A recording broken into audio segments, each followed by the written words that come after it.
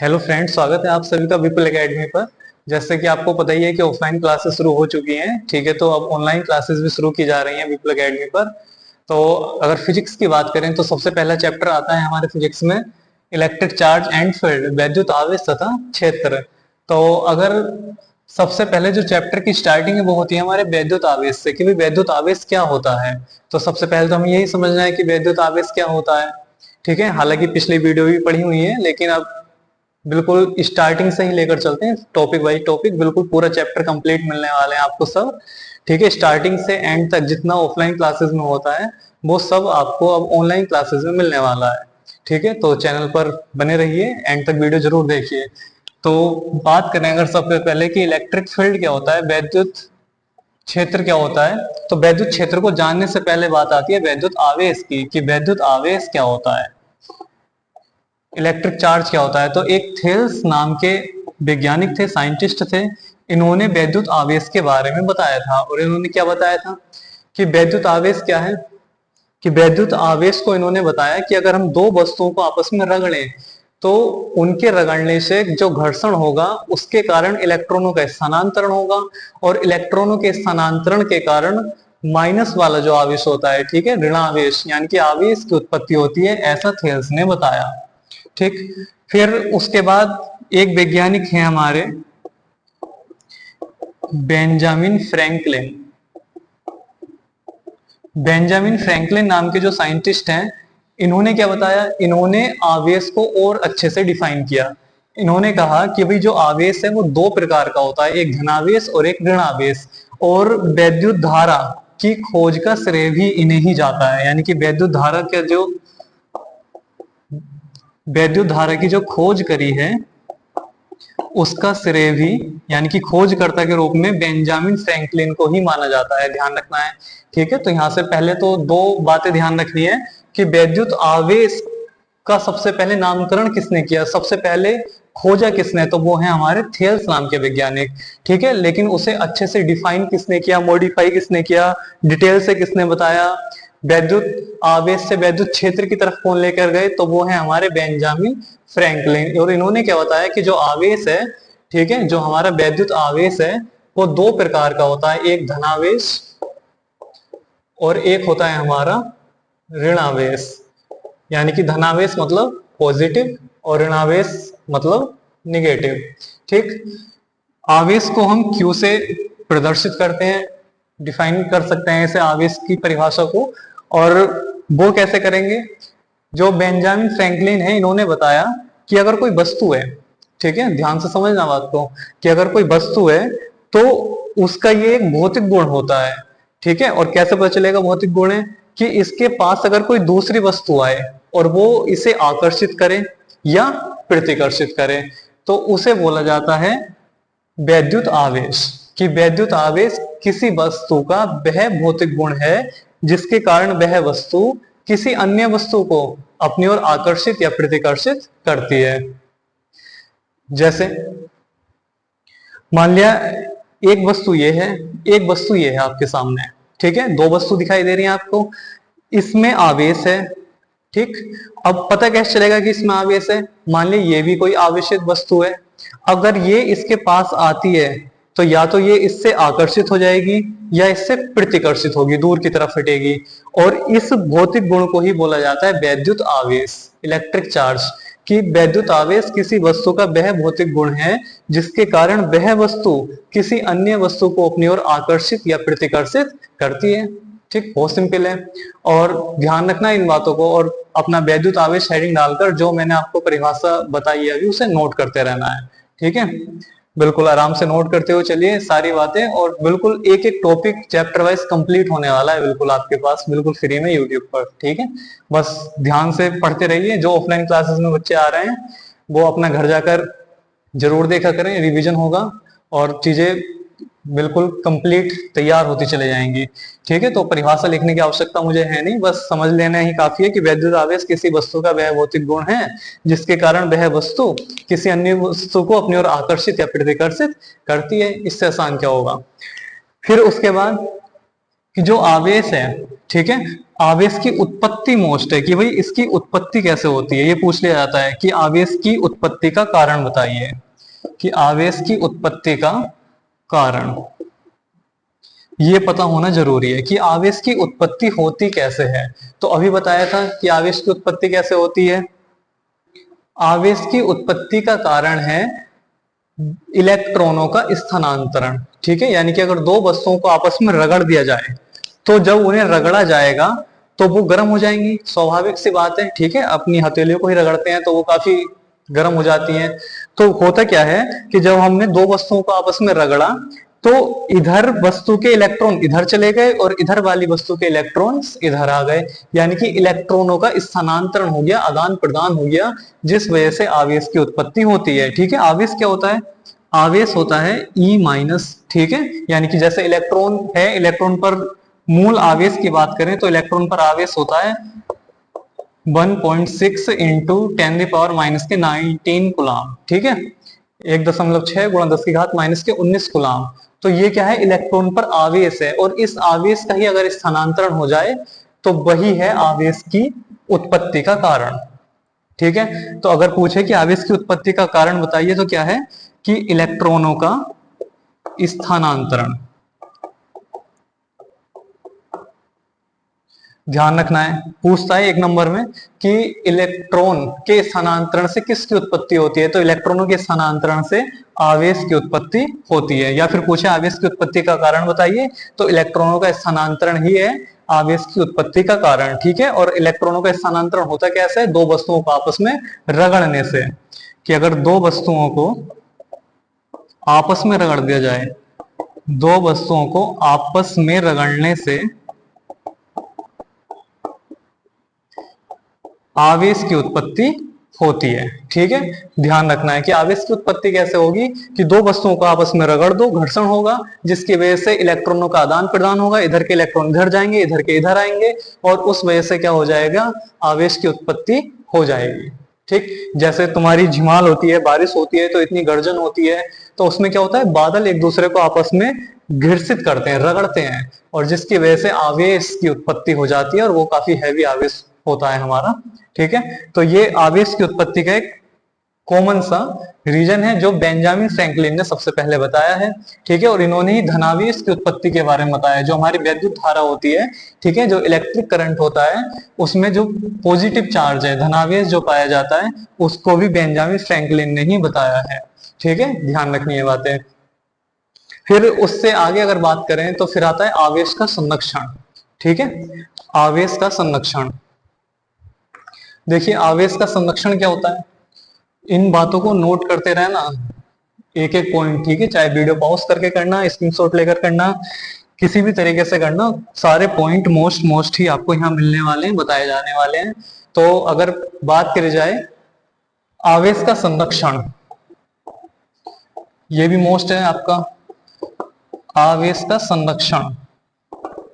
ठीक है, सबसे पहले बात आती है वैद्युत आवेश की, जो आपको पता चल गया, फिर आती है कि आवेश की उत्पत्ति का कारण बताइए, फिर उसके बाद आता है आवेश का संरक्षण। तो इसमें बताया जाता है कि आवेश को ना तो हम उत्पन्न कर सकते हैं और ना ही हम नष्ट कर सकते हैं। ठीक है, मात्र ये क्या होता है कि दो वस्तुओं को आपस में रगड़ देने पर, ठीक है, घर्षण के कारण इलेक्ट्रॉनों के स्थानांतरण से उत्पन्न हो जाता है।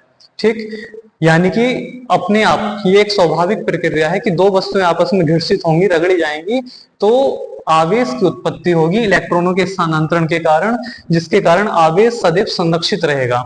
यानी कि जितना आवेश इधर से इधर आया होगा उतना दूसरी वस्तु से पहली वस्तु पर जा चुका होगा, जिस वजह से आवेश हमेशा संरक्षित रहेगा। ठीक है, ये भी बात ध्यान रखनी है आपको कि आवेश को न तो नष्ट किया जा सकता है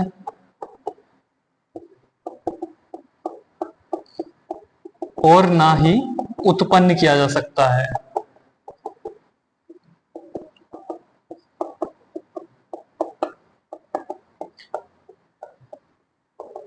ठीक है, पहला पॉइंट था हमारा वैद्युत आवेश, फिर आया आवेश के खोज के बारे में बताया, फिर उसके बाद आया हमारा कि आवेश को संरक्षित कैसे रखा जाएगा।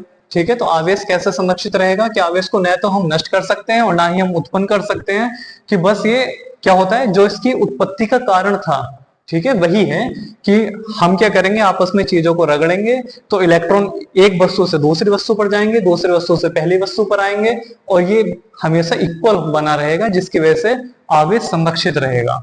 ठीक है, कि आवेश को ना तो हमने उत्पन्न किया और ना ही हमने उसे नष्ट किया, बल्कि हमने क्या करा कि उस दो वस्तुओं को आपस में घर्षित किया, रगड़ा, जिसकी वजह से आवेश की उत्पत्ति हुई और हमारा आवेश क्या रह गया, संरक्षित हो गया, आवेश संरक्षित रहेगा। ठीक है, कि आवेश कभी भी ना तो खत्म हो सकता है, ना ही हम अपनी तरफ से उत्पन्न कर सकते हैं, कि बस एक वस्तु से दूसरे वस्तु में स्थानांतरित हो सकता है। ठीक है, इसे ही बोलते हैं आवेश का संरक्षण नियम या आवेश का संरक्षण बोलते हैं। ठीक, फिर इसके बाद अगर बात करें आगे तो बहुत सारे एग्जाम्पल्स आते हैं। ठीक है, एग्जाम्पल में क्या होता है कि जो धनावेश होता है, ठीक है, एक चीज और समझिए कि जो वैद्युत आवेश है वो दो प्रकार का बताया था, कि इलेक्ट्रिक चार्ज टू टाइप्स का होता है। एक तो होता है धनावेश, धनावेश मतलब पॉजिटिव, और एक होता है हमारा ऋणावेश, ऋणावेश मतलब निगेटिव। अब हमारा जो वैद्युत आवेश है वो दो प्रकार का होता है, एक पॉजिटिव और एक निगेटिव।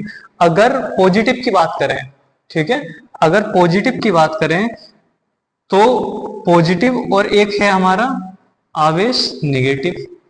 अगर पॉजिटिव और निगेटिव दोनों आवेश एक दूसरे के पास आएंगे तो ये हमेशा एक दूसरे को अट्रैक्ट करेंगे। ठीक है, एक दूसरे को क्या करेंगे, ये आकर्षित करेंगे।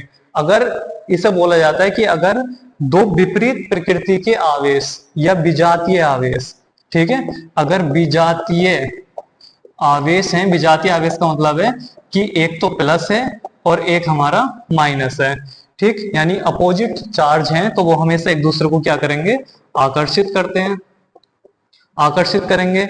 और यदि समजातीय आवेश हो जाएं, समजातीय आवेश का मतलब एक जैसे आवेश, ठीक है, पहला वाला भी प्लस हो जाए, दूसरा वाला भी प्लस हो जाए, या पहला माइनस हो तो दूसरा भी माइनस हो, तो ये हमेशा एक दूसरे को क्या करेंगे, प्रतिकर्षित करेंगे, प्रतिकर्षण होगा यहाँ पर। ठीक है, यानी कि सजातीय आवेश एक दूसरे को हमेशा प्रतिकर्षित करते हैं और विजातीय आवेश एक दूसरे को हमेशा आकर्षित करते हैं। बहुत आसान सी बातें हैं। ठीक है, ये इसके गुण में आता है कि भाई जो अगर समान आवेश है तो वो हमेशा एक दूसरे को प्रतिकर्षित करेंगे, दूर रहना चाहेंगे, और यदि विपरीत आवेश हैं तो वो हमेशा एक दूसरे को आकर्षित करेंगे, एक दूसरे के पास आना चाहेंगे। ठीक, तो फर्स्ट क्वालिटी तो यही बन जाती है।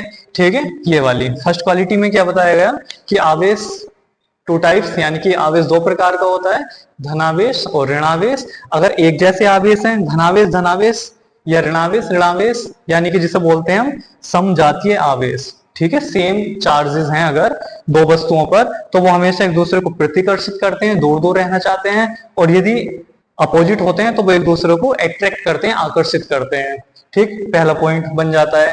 दूसरी क्वालिटी की बात करें तो उत्पत्ति का कारण आता है कि अगर दो वस्तुओं को आपस में रगड़ दें या घर्षित कर दें तो आवेश की उत्पत्ति होती है इलेक्ट्रॉनों के स्थानांतरण के कारण। ठीक, अगर तीसरे पॉइंट की बात करें तो तीसरे पॉइंट में आवेश का संरक्षण आ जाता है कि आवेश को ना तो हम उत्पन्न कर सकते हैं ना ही नष्ट कर सकते हैं, बस एक वस्तु से दूसरी वस्तु में ट्रांसफर हो सकते हैं, स्थानांतरित हो सकते हैं, और बैलेंस फिर भी बना रहेगा। ठीक है, जिसे बोलते हैं आवेश का संरक्षण। तो तीन पॉइंट हैं जो आवेश की गुण में हमारे आ जाते हैं। फिर नेक्स्ट अगर इससे बात करते हैं तो आता है हमारा मूल आवेश, जो आपका मोस्ट है। ठीक है,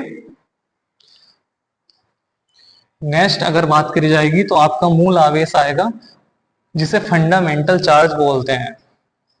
ऑफलाइन क्लासेस में इतना हो चुका है, ठीक है, जो आपको आज पहली वीडियो में ही मिलने वाला है, तो नोट्स बनाते रहना जरूर। ठीक है, बिल्कुल वही चलता रहेगा, जितना पढ़ाया जाएगा सब तुम्हारे सामने ऑनलाइन रहेगा। ठीक है, स्क्रीन पर रहेगा, नोट्स बनाते रहना अच्छे से और ध्यान से समझते रहना सब चीजों को। अगर किसी को कहीं दिक्कत है, कोई समस्या है, तो तुरंत कमेंट बॉक्स में कमेंट लिखिए। ठीक है, तुरंत उसका समाधान भी किया जाएगा। ठीक है, अब नेक्स्ट टॉपिक आता है आपका मूल आवेश, फंडामेंटल चार्ज। काफी मोस्ट है। मूल आवेश क्या होता है? ठीक है, एक नंबर में पूछ लेता है, 2 नंबर में पूछ लेता है कि मूल आवेश से आप क्या समझते हैं, फंडामेंटल चार्ज क्या होता है आपका। तो मूल आवेश की परिभाषा बहुत इंपॉर्टेंट है, और एक लाइन की परिभाषा है, बहुत आसान है। ठीक है, मूल आवेश क्या होता है?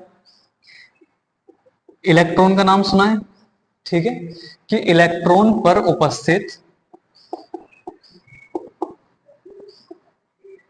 न्यूनतम संभव आवेश।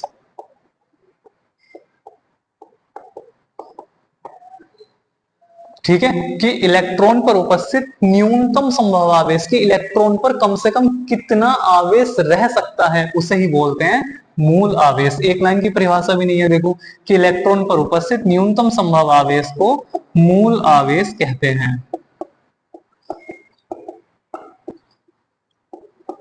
ठीक है, इससे आसान क्या होगा भाई? कुछ नहीं होगा, कि इलेक्ट्रॉन पर उपस्थित न्यूनतम संभव आवेश को मूल आवेश कहते हैं, कि इलेक्ट्रॉन पर कम से कम कितना आवेश हमेशा रहता ही रहता है। ठीक है, कितना रह सकता है उसे हम बोलते हैं न्यूनतम संभव आवेश, और वही है हमारा मूल आवेश। ठीक, जैसे ऑफलाइन क्लास चलती है तो बच्चों को बताया जाता है कि भाई तुम्हारे पास एक वॉलेट है, पर्स है, और उस पर्स में काफी सारी जेबें हैं, और उस एक जेब में कहीं ना कहीं ऐसे छिपा के बच्चे पैसे रखते हैं। हो सकता है वो 10 का नोट हो, 50 का हो, 100 का हो, कोई रिश्तेदार आते रहते हैं तो कहीं ना कहीं से लिया और घर वालों से दुबकाया और रख लिया पर्स में दुबका कर। ठीक है, तो वो जो पैसे रखे हुए हैं उन्हें खुद को नहीं पता वो हमने क्यों रख रखे हैं, लेकिन मान ले एक पर्स में 100 रुपए रखे हुए हैं दुबका कर किसी बच्चे ने, और बाकी अदर पैसे जो हैं वो दूसरे साइड वाली वॉलेट में रखे हुए हैं, मतलब उसकी दूसरी जो लेयर्स हैं बनी हुई, जो मतलब दिख रहे हैं एक तरह से। तो जो छिपे हुए हैं उन्हें हम बोल सकते हैं एक तरह से मूल पैसे उनके। उन्हें खुद को नहीं पता क्यों है हमारे पास, लेकिन है कि पर्स में अगर 100 रुपए हैं तो उन्हें लगता है कि हाँ, कि वो तो रखने ही रखने हैं। अगर कोई एक्स्ट्रा पैसे देता है तो वो अलग है। ठीक है, यानी कि 100 तो रिजर्व में ही रखने हैं उन्हें हमेशा। तो उस रिजर्व वाले पैसे को ही हम बोल सकते हैं मूल पैसे, कि उतने तो रखने ही रखने हैं। ऐसे इलेक्ट्रॉन है, इलेक्ट्रॉन के पास आवेश कुछ ना कुछ न्यूनतम आवेश हमेशा रहना ही रहना है, उससे ज्यादा रह सकता है, कम नहीं रह सकता उससे, और उस न्यूनतम आवेश को ही हम मूल आवेश कहते हैं। ठीक है, ध्यान रखनी है बात। मान लिया मेरे पास, छोड़ो चलो, ठीक है, यानी कि मूल आवेश क्या है, कि इलेक्ट्रॉन पर उपस्थित न्यूनतम संभव आवेश को मूल आवेश कहते हैं। समझ गए? तुम में से बहुत होंगे ऐसे जो घर वालों से छिपाकर, मतलब अपने कोई, जैसे लड़कियां होती हैं तो अपनी बुकों में रखती हैं पैसे, हो सकता है 10 रुपए, 20 रुपए, 50, 100, 500 रख रखे हों। ठीक है, छिपाकर घर वालों से, क्यों है वो उन्हें भी नहीं पता। ठीक है, लेकिन उतने होना उन पे जरूरी है। अगर उससे कम है, हो ही नहीं सकते, ज्यादा भले ही हो जाए, और ज्यादा ही होंगे। ठीक है, वो तो छुपा के रख रखे हैं, उन्हें किसी को नहीं पता, खुद को भी नहीं पता हमने क्यों रख रखे हैं।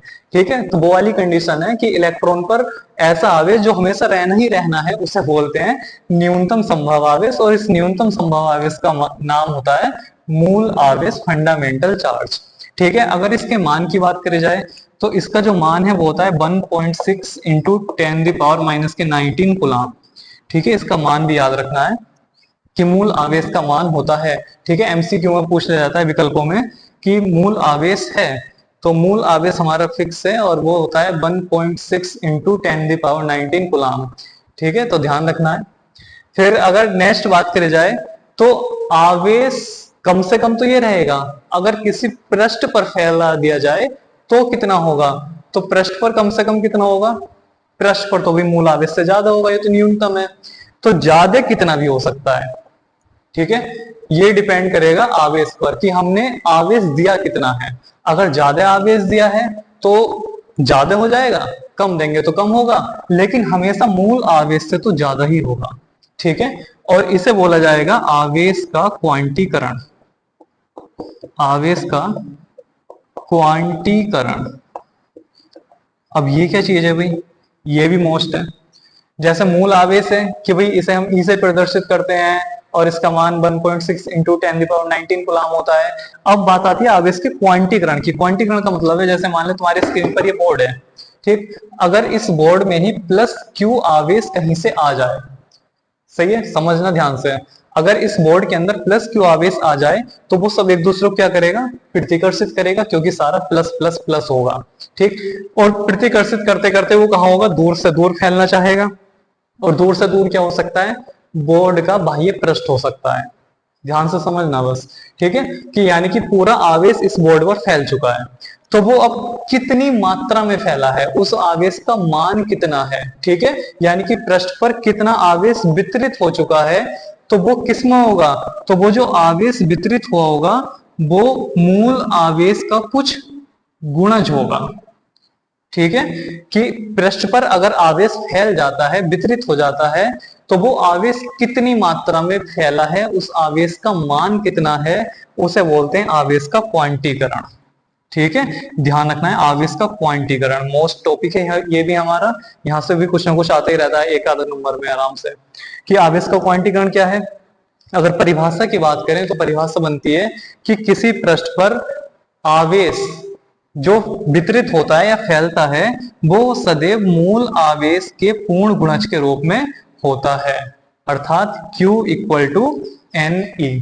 ध्यान रखना है, ठीक है, यही इसकी डेफिनेशन है कि किसी पृष्ठ पर आवेश का फैलना जो होता है, आवेश का जो वितरित होना होता है, या किसी पृष्ठ पर जो आवेश का मान होता है, सही है, ध्यान रखना, किसी पृष्ठ पर जो आवेश का मान होता है वो सदैव मूल आवेश के पूर्ण गुणज के रूप में होता है, अर्थात Q equal to n e. और जहां n क्या है, where n equal to 1 2 3 dot dot dot, ठीक है, कुछ भी हो सकता है।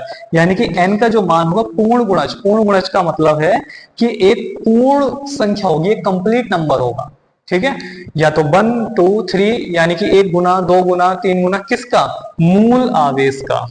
यानी कि ये E जो है इसका 1.6 इंटू 10⁻⁻19 कूलम, इसका मूल आवेश का कुछ ना कुछ गुना होगा, उसे बोलते हैं आवेश का क्वांटीकरण।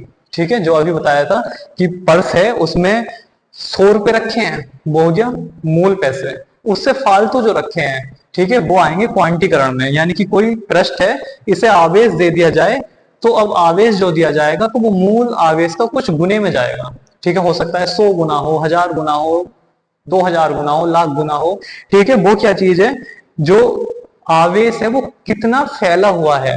ठीक है, किसी वस्तु पर जो आवेश है वो मूल आवेश का कितने गुना है, उसे बोलते हैं आवेश का क्वांटीकरण। ठीक है, ध्यान रखना है, मोस्ट टॉपिक है, आवेश के क्वांटीकरण से कुछ ना कुछ जरूर आता है। जैसे मार्कर है आपके सामने, अगर इसे प्लस क्यू आवेश दे दिया जाए तो वो आवेश इस पृष्ठ पर कितने गुना फैल गया, कितनी मात्रा में फैल गया है आवेश, वो निकालने के लिए आता है आवेश का क्वांटीकरण। ठीक है, या उसे ही बोलते हैं आवेश का क्वांटीकरण। और जो क्वांटीकरण होता है, आवेश की जो मात्रा होती है वो मूल आवेश के कुछ गुने में होती है, मूल आवेश का पूर्ण गुणज के रूप में होती है, तो 1 गुना 2 गुना 3 गुना, इस तरह से 1000 2000 लाख गुना ये होता है। ठीक है, तो जो आवेश होगा वो किसी पृष्ठ पर कितना फैल रहा है, मूल आवेश के कितना गुना होकर फैल रहा है, उसे बोलते हैं आवेश का क्वांटीकरण। अब बात आती है यहां से किस तरह से क्वेश्चन पूछे जाते हैं, इतना नोट करते रहना जरूर।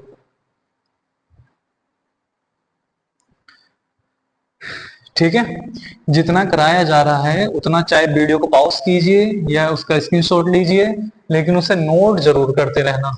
ठीक है, और जो ऑफलाइन वाले बच्चे हैं जिन्होंने नोट कर रखा है वो आराम से समझते रहो, काफी है, भूलोगे नहीं कभी भी, गारंटी है हमारी। ठीक है, बस ध्यान से समझते रहो, बाकी लिखा हुआ आपके पास है ही सब नोट्स में। ठीक है, और जो ऑनलाइन वाले बच्चे हैं जो ऑफलाइन क्लासेस नहीं ले पा रहे हैं, कोई दिक्कत नहीं है, वो आराम से हेडिंग डालिए, जैसे मैं समझा रहा हूँ वैसे वैसे लिखते रहिए अपनी नोटबुक में, मजा आ जाएगा। ठीक है, पूरा सिलेबस कंप्लीट कराना है, आराम से हो जाएगा 6 महीने में कंप्लीट। ठीक, और एक एक टॉपिक कंप्लीट होगा, सारे सवाल कराए जाएंगे, जितना भी ऑफलाइन क्लासेस में चलता है सब ऑनलाइन क्लासेस में आपको बिल्कुल फ्री मिलेगा। ठीक है, और जो ऑफलाइन वाले बच्चे हैं वो अपना रिवीजन करना बढ़िया से, चीजें और अच्छे से मजबूत होती चली जाएंगी। ठीक है, कभी नहीं भूलोगे, मतलब जो एक बार यहाँ पढ़ लिया, शाम को वीडियो अपलोड होगी उसकी। ठीक है, एक बार अच्छे से और रिवीजन करना उसका तुरंत, बस पक्का हो जाएगा अपने आप। ठीक है, पढ़ने की भी जरूरत नहीं है, बस समझ लेना है कैसे कैसे क्या क्या समझाया जा रहा है। अब आवेश के क्वांटीकरण से बात चल रही थी, तो आवेश के क्वांटीकरण में आगे आते हैं सवाल। एक सबसे अच्छा प्रचलित सवाल है कि एक कूलाम आवेश में इलेक्ट्रॉनों की संख्या बताइए। ठीक है, एक क्वेश्चन है जो बहुत आता है कि एक कूलाम आवेश में इलेक्ट्रॉनों की संख्या बताइए।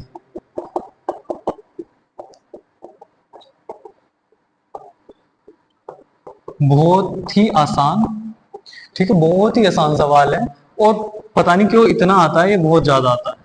ठीक है, कभी विकल्पों में आता है, कभी एक नंबर में आता है, बहुत आता है। एक कूलाम आवेश में इलेक्ट्रॉनों की संख्या बताइए, और कहां से होगा? अभी आवेश का क्वांटीकरण पढ़ा है तो वहीं से ही होगा कि भाई एक कूलाम आवेश है, मान लीजिए ये पृष्ठ है, इस पर एक कूलाम आवेश फैला हुआ है, तो इस एक कूलाम आवेश में कितने इलेक्ट्रॉन उपस्थित हैं ये पूछ रहा है वो आपसे।